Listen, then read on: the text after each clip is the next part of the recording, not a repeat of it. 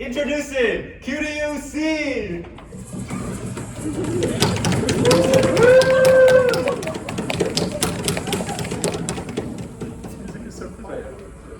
And now in opposition, QDUB!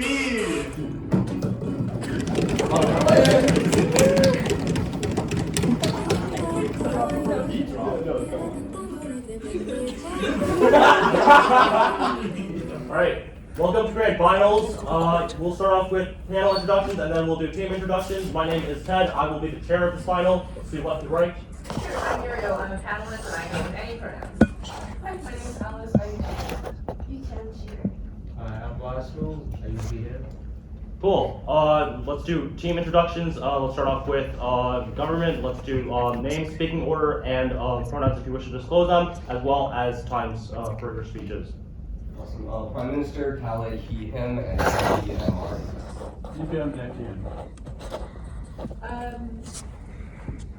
Hello, Swetlana. She, her. Okay, it's yellow. Hello, Raymond. We're doing yellow art. So it's time.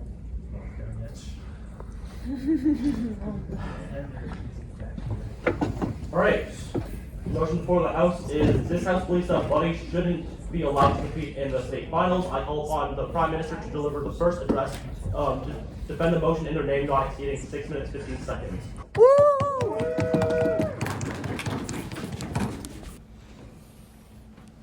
Alright, my time will start on my first word as long as the panel is ready.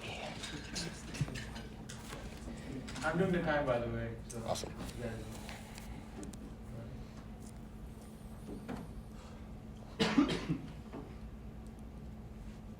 As you grow up, you realize that life isn't always what you hoped it to be. Life sucks sometimes. You fail, you fall down. But just because you fall down or fail in life doesn't mean you should get any exception in the world. Just because this middle school team has worked really, really hard doesn't mean that now suddenly a dog should be able to play in this game. I'm going to do a couple of things for you. First, I'm going to prove to you why this is completely unfair, not only to the opposing team, but also to the entire idea of the sport. Then I'm going to go into the pragmatics of risk and how this is going to negatively affect the game and the players on the field. Awesome. Starting with the principle of unfairness.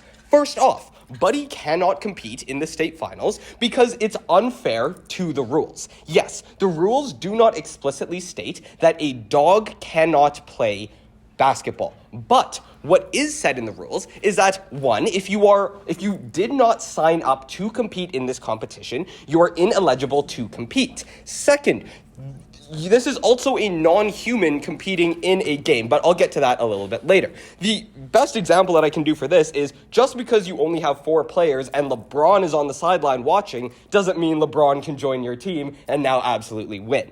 Awesome. Great. So what this looks like is the rules of the game are important, not only to this specific game, but also just like the middle school basketball in general.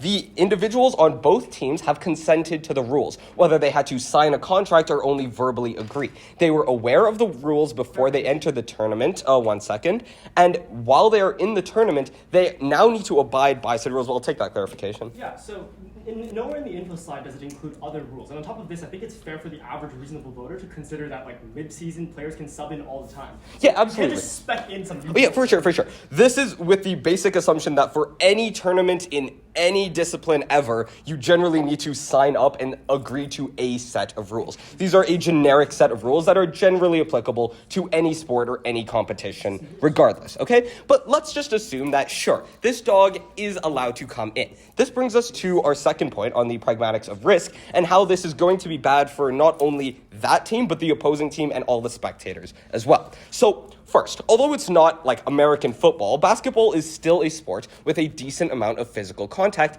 and physical risk. This is evident by multiple players on this team being like unable to continue due to injury, right? These risks are generally accepted as like mitigatory. One, because these basketball players have trained for this. They're on a team, they have a coach who's going to give them advice. Two, they have generally been doing this for at least a little while. At the very least, the members of this team have been playing for the entirety of the basketball season. Even if they didn't have a strong understanding at the beginning, they understand the rules. They understand the risk. Many of them have probably already been injured. They know what is going to happen.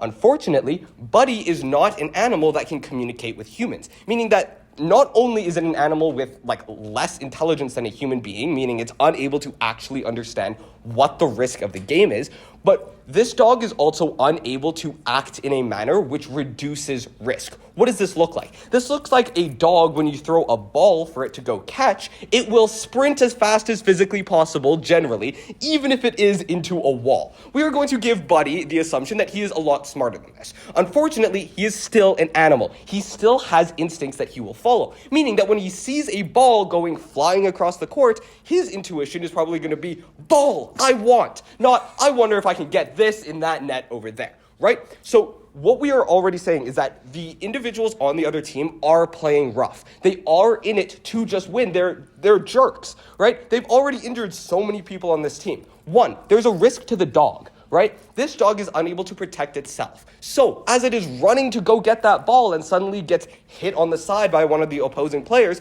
now this dog is at personal risk. The dog does not understand the risk and is unable to meaningfully consent to being in this game, meaning that this is now infringing on the rights of Buddy. But now let's look at the players on the team. First, you did not have agreement from all players on the field that yes, we are totally okay with this dog playing, right?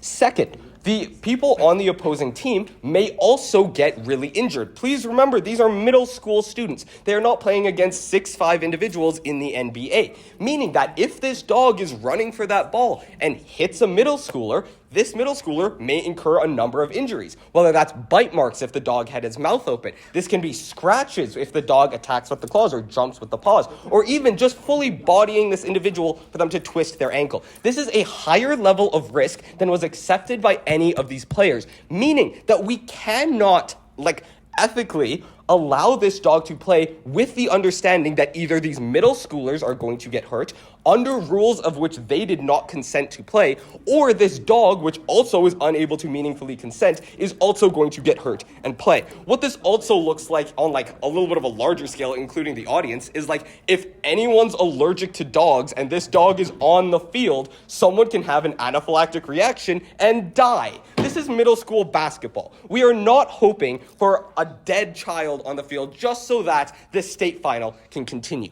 It's a hard game. They've worked through it with teamwork. That is specifically in the Infoslide, meaning it is probably better for them to lose with dignity as a team than to win in an unjustified manner. And still, there's no guarantee that they would win. So in the case that they lose still, they have now broken the rules. They have gone against the consent of the players on the field and of the dog, and yet they get nothing from it. What we see is that this dog cannot play in the state finals. Maybe in a random match with your buddies, that dog will be a superstar. But unfortunately, this is unethical. We cannot have this. Thank you.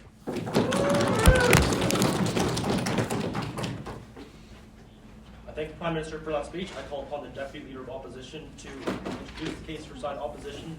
Speech on exceeding 7 minutes 15 seconds.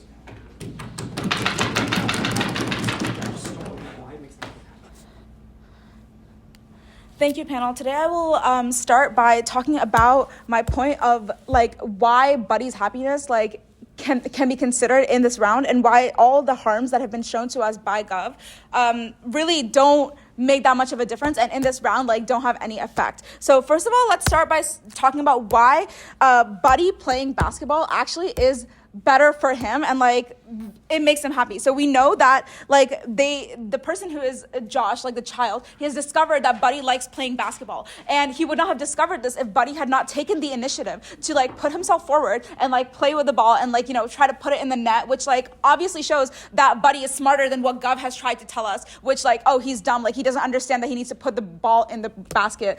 This is something that is not true, because obviously Buddy put the ball in the basket without prompting before. So he obviously understands the point of basketball. So that negates that point. And we know that in the Infoslide, it says that Buddy seems to want to participate in this tournament. And Gov tells us that Buddy does not understand the danger of this tournament. We don't believe that this is true at all, because dogs actually are extremely good at looking at aggression and understanding aggressive actions and not aggressive actions. So we believe that Buddy understands what's happening and he wants to like help save his friend Josh by participating in the game. I will take your POI. As we've already established, the other team is acting violently. Thus, when Buddy sees this and interacts with it, is he not more likely to now attack the other team?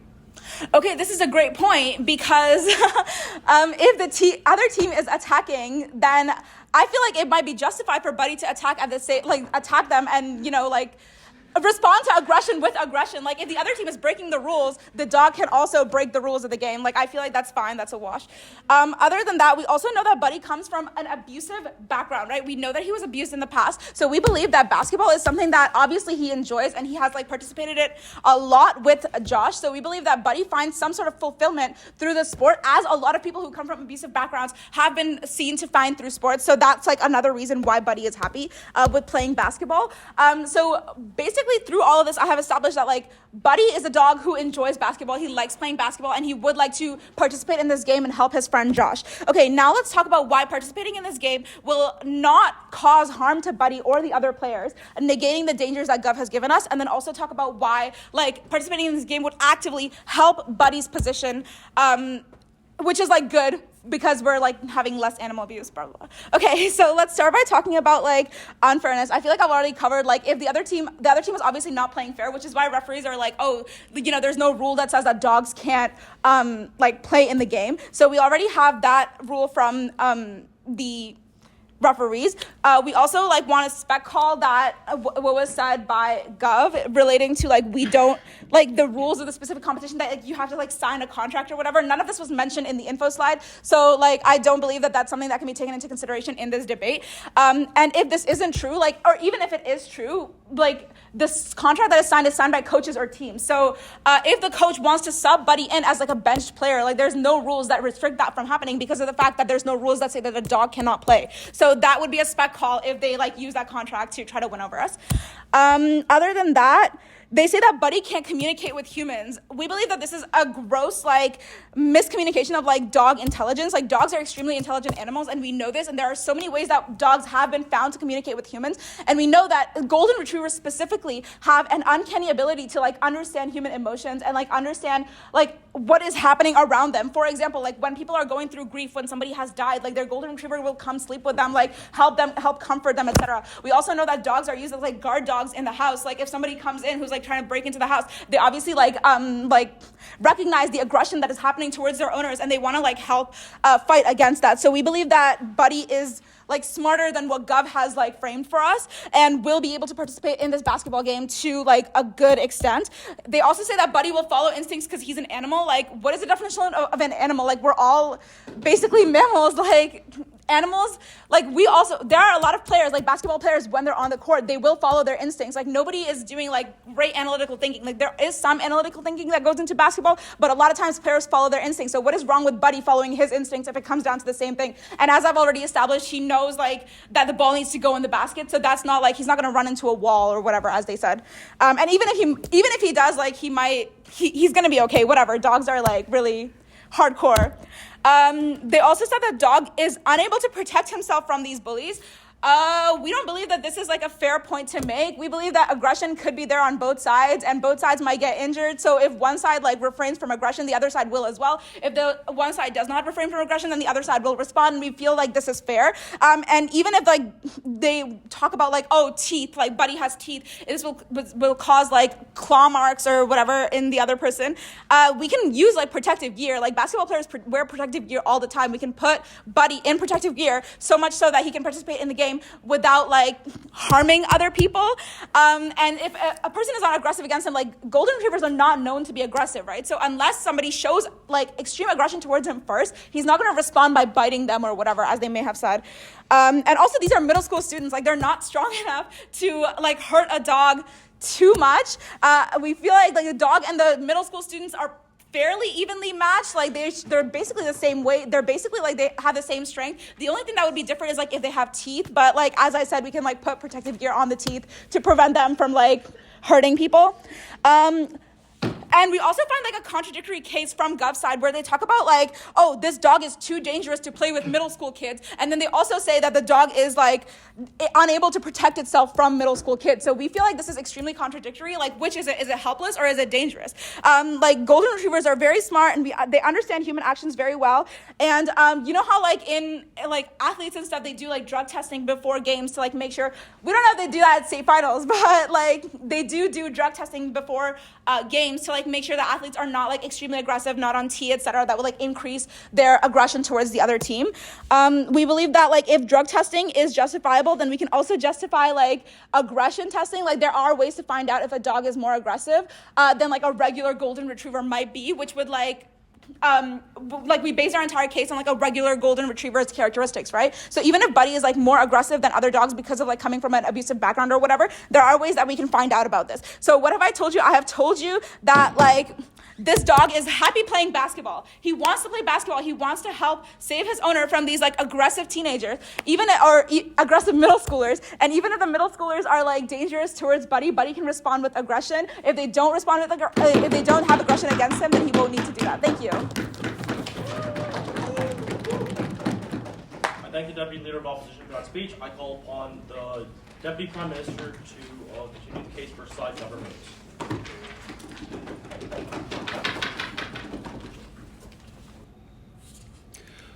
I got my third concussion when I was playing basketball.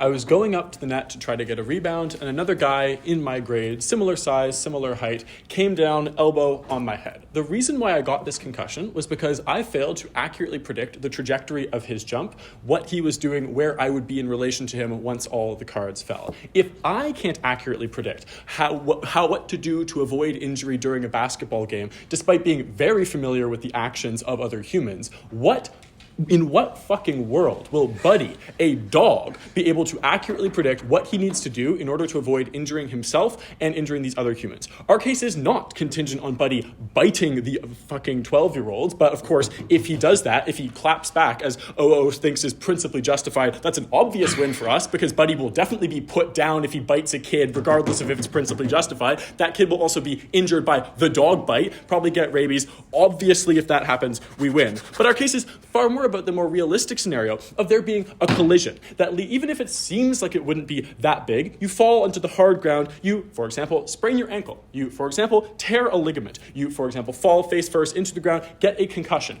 Buddy is around here. That's the perfect height to trip and fall over him. That's the perfect height to run into him with a leg to possibly injure him.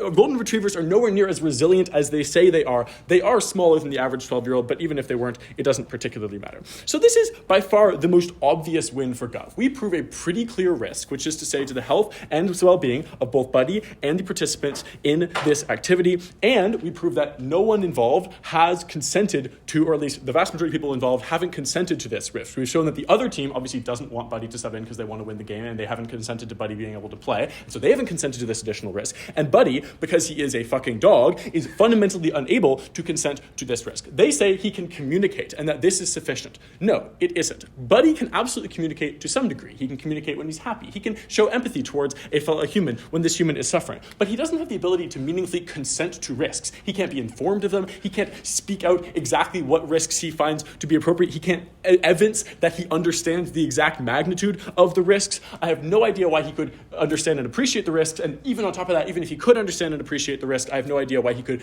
meaningfully consent to them. That's obviously the pretty clearest ballot for side government. Okay, but with that out of the way, let's do a bunch of line-by-line refutation and then rebuilding. First thing they say is that Buddy is going to be happy. And I want to flag first, it is entirely unclear the delta here, or in terms of the magnitude of this impact, because all the Infoslide says is that Buddy merely seems to want to compete. I'm unclear how good humans are at inferring what animals want, and even if they're good at inferring what animals want, I'm unclear how good they are inferring what would make animals happy. But let's set that aside entirely. I think it's pretty easy to outweigh this with the risks. I think Buddy getting seriously injured, Buddy sort of losing the capacity to walk comfortably for the rest of his life obviously outweighs any happiness that he could accrue from this one game. But third, and by far most importantly, response. Just let Buddy play other basketball games other than the state finals. Josh is extraordinarily likely to do this because he's developed a personal relationship with Buddy. He seems to be buddy with him, if you will. And so for that reason, Josh is likely to do this. Maybe not play other basketball games, but play like scrimmages with Josh and his friends where they can all play more carefully and where they can all sort of maybe even just 1v1 Josh and Buddy. Again, safer,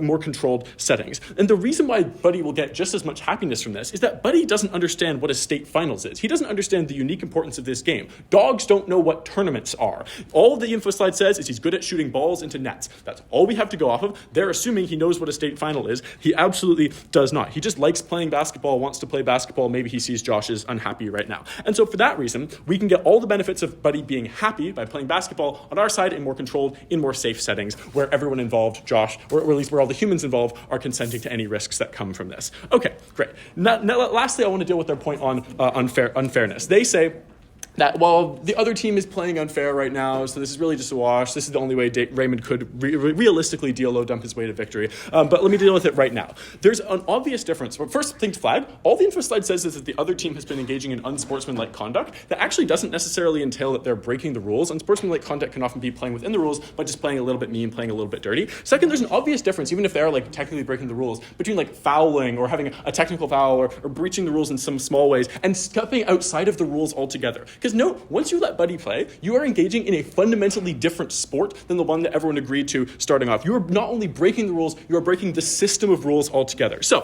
why is that? They say that all of our stuff on rule breaking is specky and that actually it's totally fine to sub people in mid-season. I want to begin with the spec call first. The Infoside says that this is a middle school team playing in a championship.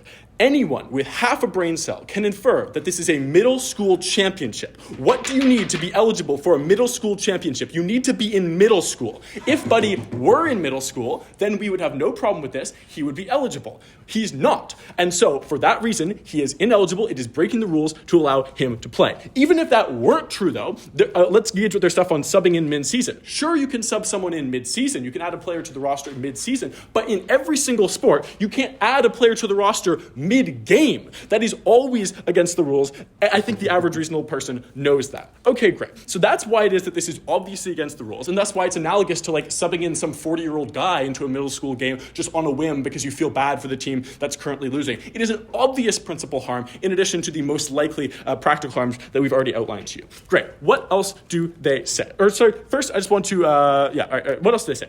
On all of our stuff on risk, they say that Buddy understands aggression, and so he can like respond accordingly to mitigate the risks. I want to flag, we are actually, like, our best case is the other team being really aggressive, because in that case you get like the dog bite, Buddy being put down. But our far more realistic case is that the other team's just playing in like a very physical way. Because again, we can infer there's already been injuries in this game from the fact that the Infoslide says that. So the other team's playing physically, the team's pushing and shoving. And so Buddy may be sure he understands that what behavior is going on here, but I'm not entirely clear why he can navigate the basketball court in a way to avoid collisions, concussions, etc. He can't predict how people are going to move. Refer back to my introduction. And lastly, they say that, well, Buddy can just have protective gear, and this can ensure that everyone involved is safe. Who brought dog gear to the fucking basketball game? You don't have time to build him like a fucking, arm protective gear. You have they said you put something on his teeth. Do you have a mouth guard for him? There is no reasonable likelihood of there being protective gear for a dog at this game. And even if there were, I don't think that'd be enough. Football has protective gear. People still collide into each other and experience severe head trauma, lasting consequences for their entire lives. The ballot for Gov is extraordinarily simple. We showed the most obvious risk, which is serious physical harm, and we show a clear principal harm of letting a team break the rules in order to get ahead. Even if the other team are meanies, they don't deserve to have the rules breaking on them.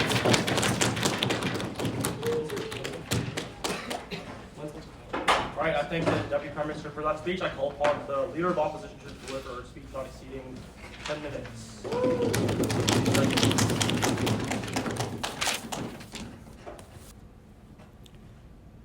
You can't call our case a DLO dump when it hasn't happened yet if you don't take POIs from our side whatsoever.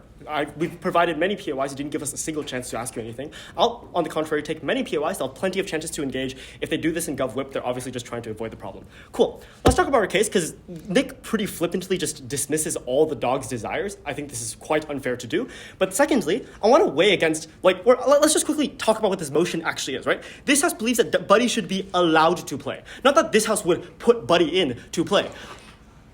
this gets rid of a lot of analysis. First off, if Josh identifies it to be okay for Buddy to be playing within the game, then probably Josh has already made all the assessments necessary to do with risk and whatnot. But this extends beyond just Josh. If any of the adults nearby thought Buddy is clearly going to pose a significant harm to all these players, or on the contrary, Buddy's going to get concussed like Nick did, thankfully, in 8th grade, I think that, probably these adults will also intervene. And maybe, okay, sure, maybe if the adults intervene with Buddy, this is, against the spirit of the motion, because it's just them not allowing Buddy to play. But they can intervene in other ways, like convincing Josh not to put Buddy in, and convincing Josh that this is obviously a bad idea, even if it's technically allowed to happen. Which is to say, if it's true that all all these risks are actually something that we should consider, then presumably these are also risks that we're able to take into consideration on our side before we actually put Buddy into playing. Many players know that they're going to be injured when they play flag football or some other very dangerous sports as well, and we're still totally fine with them playing because they made these considerations and they're putting themselves in. We wouldn't say you're not allowed to play just because there might be some risks. Cool. Let's refute everything to do with these risks anyway, because I do think this is maybe a little bit strong. First off, they say that the dog might get hurt, and they said even if the dog doesn't get hurt, this is probably because the dog is going to be aggressive or whatever. First off, why is the dog not going to get hurt? Nick just kind of asserts that we can't bring protective gear for the dog.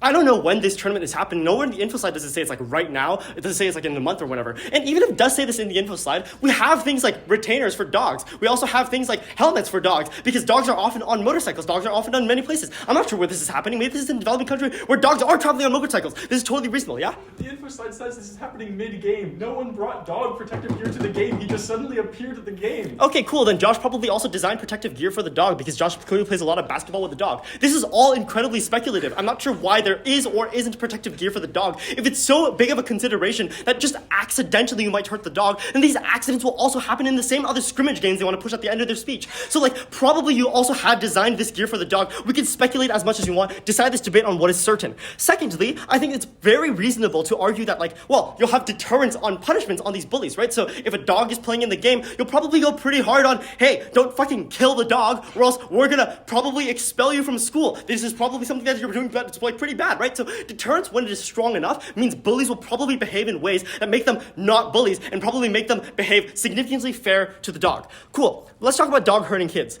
First off, I think it's fair to assume that this golden retriever isn't just going to hurt kids, because first off, if they came from an abusive owner, this means that the abusive owner, probably did bad things to the dog. The dog has fear mechanisms already implanted within them. This is speculation, I know, but it's relatively likely that the dog isn't going to hurt people for that reason. But secondly, the dog clearly has a lot of capacities, right? So I'm going to get into the crux of our case, which is why the dog is consciously going to be making good decisions. One of the reasons for this is because in order to be this good at basketball, you need to understand, one, the sides in basketball, two, understand who's on your side, who's on the other team, understand where the net is and where you're actually playing, yeah? All the info slide says is that he is good at shooting the ball into the net. This does not show that he is good. If he's awful at basketball, Josh wouldn't want him to play in the first place. He probably knows the rules of the game. Cool. And on top of this, you understand empathy, right? So you'll understand who's on your side, you understand who you want to collaborate with and who you don't want to collaborate with. And you probably also know if you're overly rough with these players, they're not going to want you to play in their game anymore. This is the entire way you did your training back in your days anyway. So this all is to say, Buddy has a very good idea of how to play basketball, and even if it's only limited to basketball, Buddy has a very good idea of how empathy works within this game. So and last but not least, I just don't think it's fair to argue that because dogs make different preferences, prioritize different preferences than humans, they should always be subservient to humans. I think these preferences can also be considered to be relatively equal in importance. And Nick says it's difficult to tell when dogs want to do things. He said this himself to me when I was telling him about my dog's motion for Queen's Holiday Open. When dogs wag their tails, they're happy. When Buddy wags his tail and Josh sees Buddy wagging his tail, Josh wants Buddy to play in the game because clearly Buddy wants to be in the game. I think this is a very fair argument to argue. The second thing is, if you and Swetlana talks about this gets no challenge, right? When you spend a very long part of your life doing some certain things, you obviously enjoy it. And even if Buddy doesn't know that this is a state's championship, you know what Buddy can meaningfully derive from the situation? There's a humongous audience that is watching. Everybody seems to be incredibly tense about the situation. They're not really sure what's going to happen and progress in this game. They're pretty sure this is some very nerve-wracking moment where any particular small change can have a very big influence on a lot of people's emotions. Buddy understands competition. Buddy plays basketball all the time. When you're put in these types of scenarios, Buddy probably will make the best decision, or the decision most important to Buddy, and understand, wow, this is probably a really important game where if I make an impact on this, this is humongous to my life. Anybody would want to participate in, say, HWS round robin. You can tell just by the vibe that these are people who've dedicated their lives to practicing what they're doing. And sure, Sure, they're middle schoolers, so their lives are only 12 years long, but like probably Buddy understands the gravity of the situation. Thirdly, Buddy understands that this is very important to Josh. And Josh was Buddy's salvation. Buddy came from an abusive owner, and he came to Josh, which is to say, Josh gave Buddy literally everything he has. One second. Josh gave Buddy every single thing he has today. And how did he give Buddy every single thing he has? How does Buddy best enjoy spending time with Josh? Playing basketball. This is to say, basketball was literally a means of achieving the salvation in the first place. Buddy definitely does not want to be abused. Yeah, go. Imagine there's a 40-year-old man who really, really, really wants to compete in this game. It is still unfair. He shouldn't be allowed to But do that. fucking hell, Buddy's not a 48-year-old man. Surely, okay, actually, if you want to argue on this, okay, we have no clue how old Buddy is. I think it's, and hear me out. People can skip grades, enter middle school. Buddy, given the average lifespan of a dog, is probably under 10 years old. If this is true, Buddy is probably legible to be registered within this middle school. In fact, they'll probably give Buddy an award. If you want to play games like, well, we're not sure if this is a middle schooler, I think we can reasonably also counter-assert that Buddy can be considered a middle schooler. But the important thing here, I have a second reason, right? It's that Buddy is under the possession of one of the players, right? So this is to say, Buddy is a friend, Buddy is an ally to Josh. If Josh is a middle schooler, Josh owns Buddy, then Buddy is clearly a tool that Josh is able to use within these games. I'm not sure, like, you can bring your own basketball to games. I don't know why you can bring your own dog as well. Cool. In the end of the day, let's do some weighing, right? Side government says this is clearly unfair and this is clearly going to do bad things to the dog. We've already strongly mitigated the extent to which bad things are even going to happen in the first place, right? So if it's true that it's going to be incredibly dangerous and that Buddy is very likely going to be injured, which I think Josh will have a pretty good grasp on after playing so many games with Buddy, it's probably also true that these people around Buddy will make conscious decisions to not have Buddy be playing in the game, even if Buddy is technically allowed by this motion to play the game. Which means the only real clash that matters in this debate is, one, what are the benefits of the motion? So if we do allow Buddy to play, this is the only way we're able to access all the preferences of Buddy. No, they can't access any of this. Buddy's going to be sad. Buddy's going to be like, why aren't you letting me play? Woof woof, right? So, cool. Secondly, we're able to explain to you why, even if it is true that this is to some extent unfair, and I think Swetlana gives very, very sufficient responses to this, I think that this fairness was probably just cancelled out by the uncertainty of these rules in the first place, right? If they wanted to say a bunch of things in the info slide, I think that you have to say these things much earlier. Let's engage with this. First off, they say you have rules preventing mid-season, or they say you have rules preventing mid-game subs and stuff like this.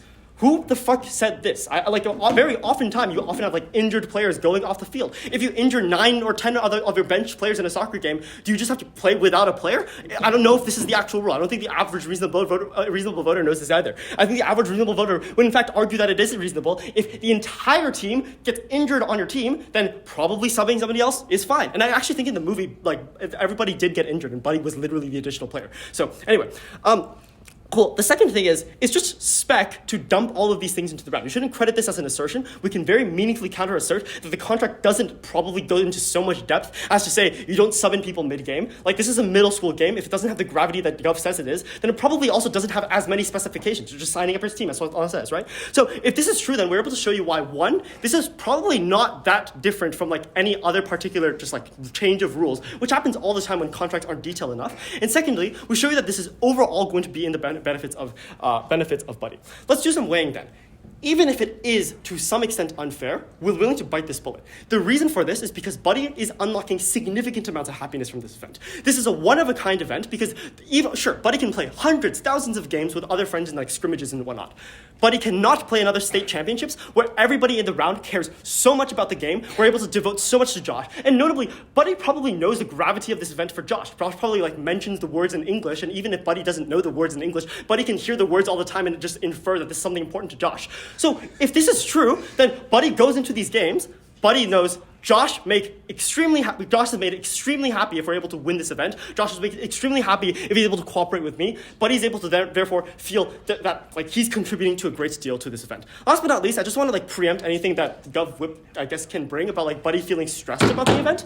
I think that if Buddy were stressed about the event and that he's clearly unwilling to participate, this is also enough reason for us to assume that even if it's allowed for him to participate, he wouldn't in the first place. We show you that this motion only occurs, or all the harms only occur in the event that this is the best scenario for Buddy. Thank you very much.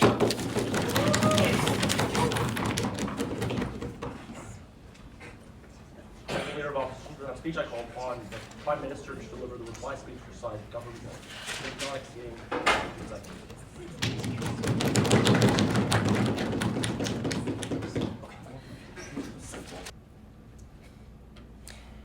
Even under the assumption that Buddy is an extremely smart dog, it is still completely unreasonable to believe that Buddy is able to have theory of mind and understand what Josh, I think the kid's name is, I forgot already, but what Josh wants. He's completely unable to know what he wants in the future, what other scenarios are going to look like, and this dog is going to be unable to know that this is the only state championship he's ever going to potentially be able to play in. He does not have the foresight to say, it'll happen again next year, or it won't. This dog does not know. They're giving it way too much credit. In my speech, I'm going to do a couple of things. First, I'm going to disprove their side of the dog getting more happiness because we just don't see that. And then I'll go through the rest of our points on what the more likely scenarios are and how that's still bad, not only for the team, for the dog, but also just the entire game in and of itself. Okay, so first, we have established through the info slide that this dog can only shoot balls into a hoop. Okay, but even let's just assume he has basic game knowledge. Buddy is still unable to dribble the ball. Buddy is still unable to pass the ball. Buddy is still unable to defend against shots. This team is already losing. And what makes Buddy happy is seeing his owner happy. How happy is Buddy going to be when they lose the game because they're down a player and they're against the people that have been basically just shoving them around all game? Now Buddy's going to be even more sad because now the owner's going to look at him with a sense of disappointment.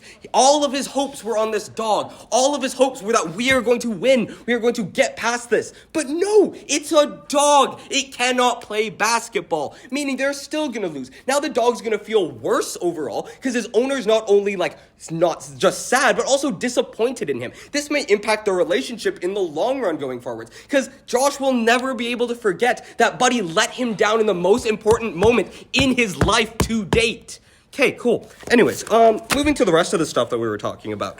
First, the idea of the dog playing later, we already established that this is going to be in a safer environment with individuals on the field who are able to consent to the dog being there and are able to play in a manner which maybe alters the rules, makes it so that you're not running for the ball and may trip, make it so that you're not going to potentially hurt the dog in any type of way. This is the best way to do it. And because this dog doesn't have foresight, the next time he sees a basketball, it's probably going to be equally as happy because what's making the dog happy is not, this big crowd, the tension that everyone's feeling. I see ball. I like ball. I want ball. That's going to be the same every single time you see the basketball. Cool.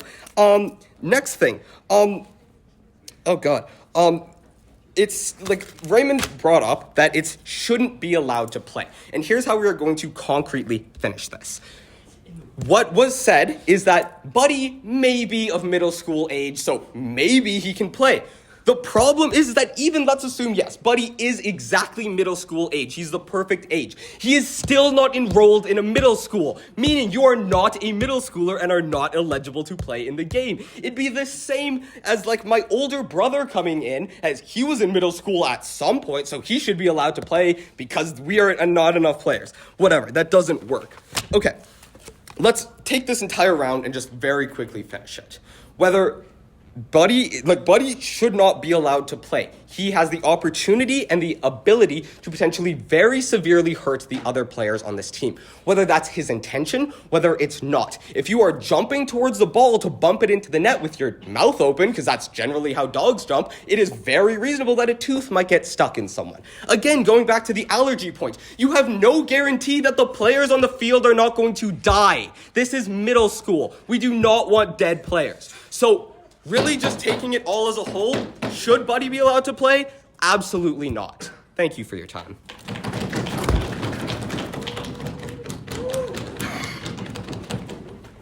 I thank all speakers for that round. I invite all speakers to cross the floor, shake hands. The panel will leave and come back with all within a certain amount of pride. That was fun. I'm glad you guys took that.